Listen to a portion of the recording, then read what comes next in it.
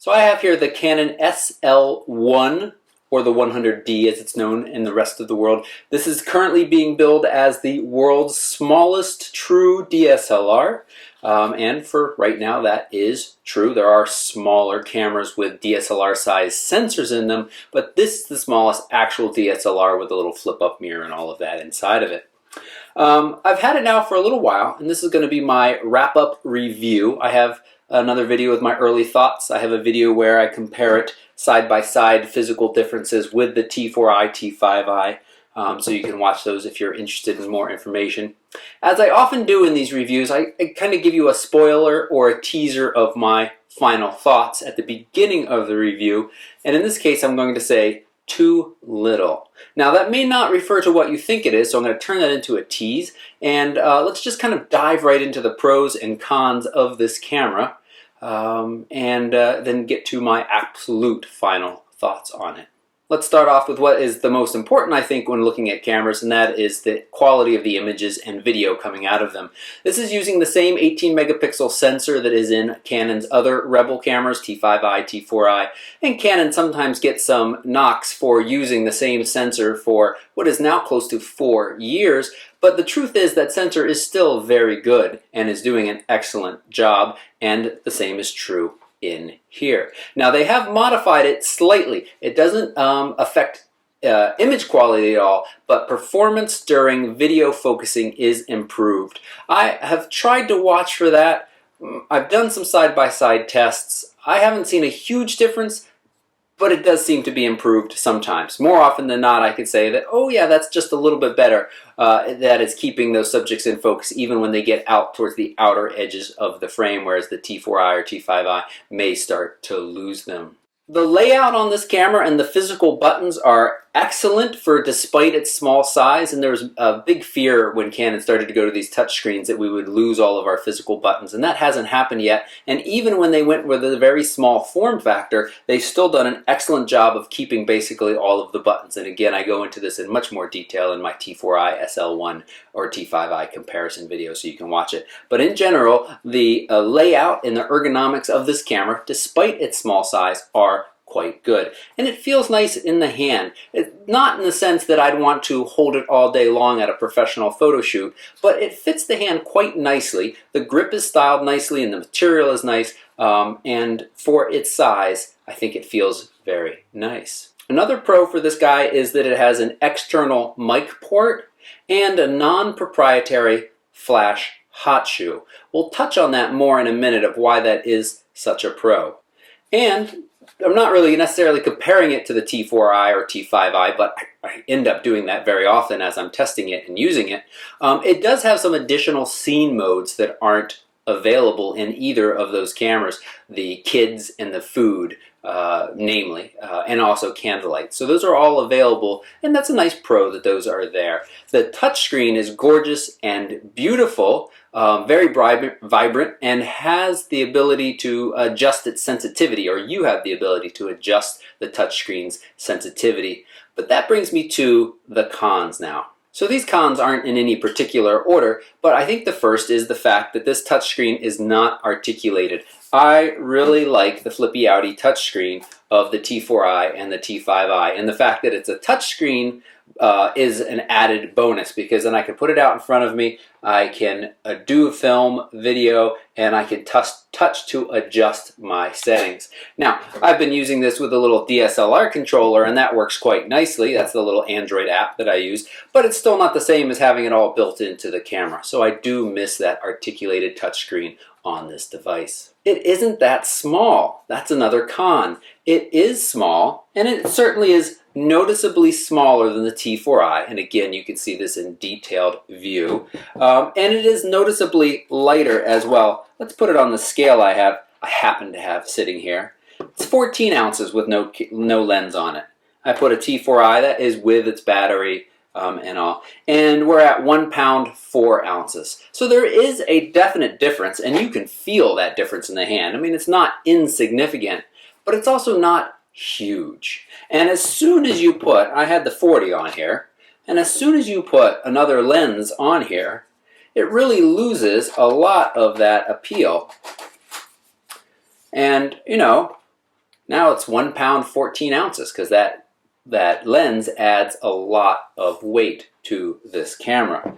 And you know, again, you are saving some weight, and we'll talk about who might be interested in saving that weight soon. But again, it's not a huge difference. You give up some other features in the smaller size. You get a slower burst rate. There's no more wireless flash control from the pop-up flash. Not huge differences. I don't think people buying this camera are looking to capture sports and other fast-moving objects, but they may be trying to capture their kids, and 3 frames per second is certainly not 5 frames per second, which is what the T4i and the T5i give you.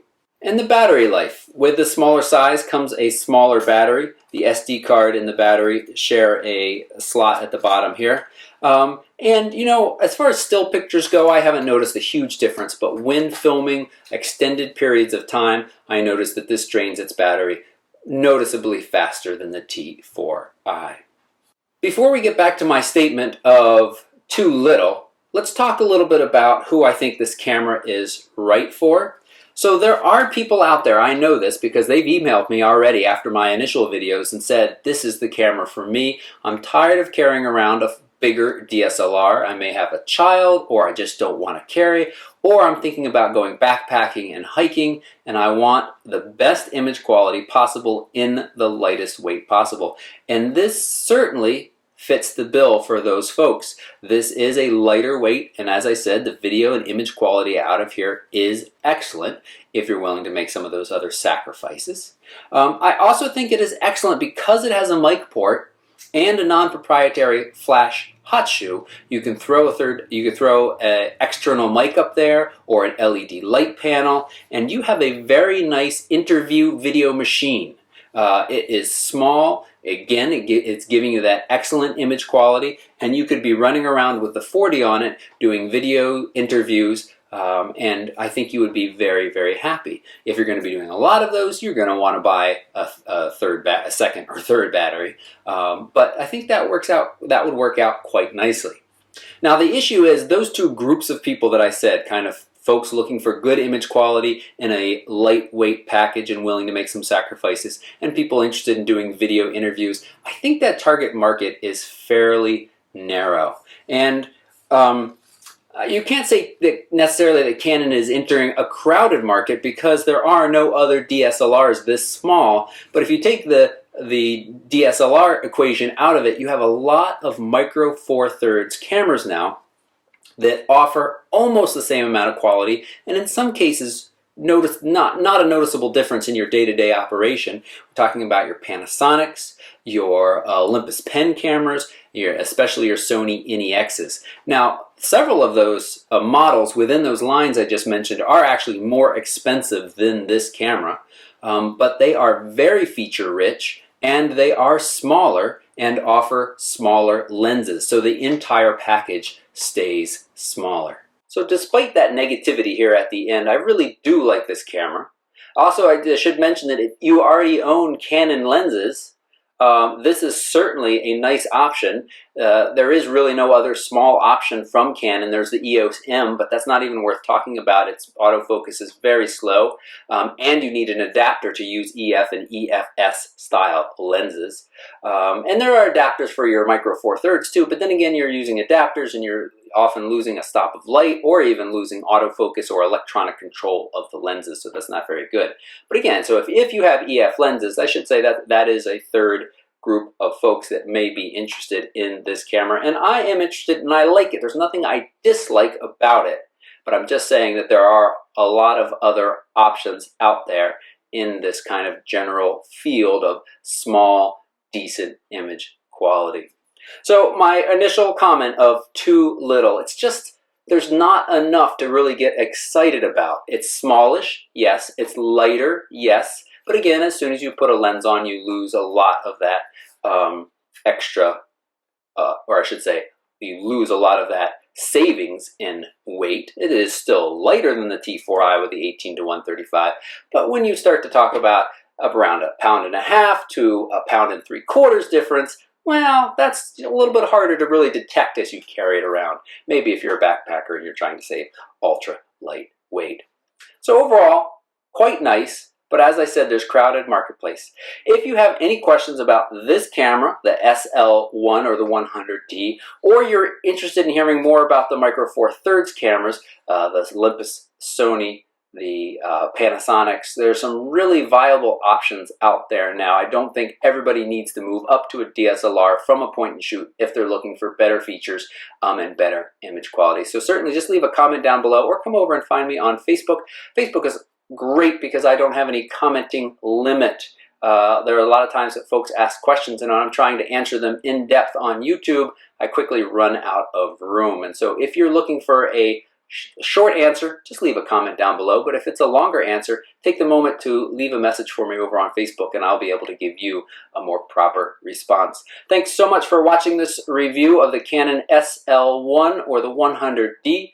I have more videos coming, and by subscribing, you encourage me to keep producing those. Thanks so much for watching.